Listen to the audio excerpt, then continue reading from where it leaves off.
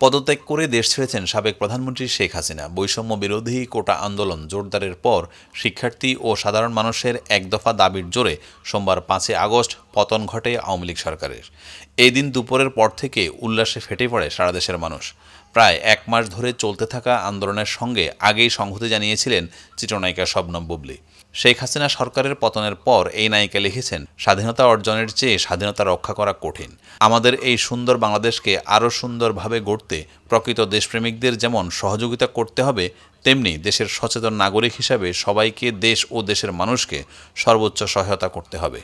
শবনম বুবলী আরও লিখেছেন, প্রত্যেককে বিনীতভাবে অনুরোধ করছি, আনন্দ উদযাপন করুন, বিজয় উল্লাস করুন, কিন্তু দেশের সম্পদ নষ্ট করা, লুটপাট করা, ভাঙচুর করা, বিশৃঙ্খলা সৃষ্টি করা, নিরীহ মানুষ হতাহতের ঘটনা থেকে বিরত থাকুন।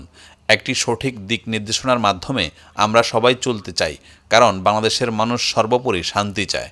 এই বীর জেনারেশন সঠিকভাবেই দেশকে নির্দেশনা দেবে, ইনশাআল্লাহ।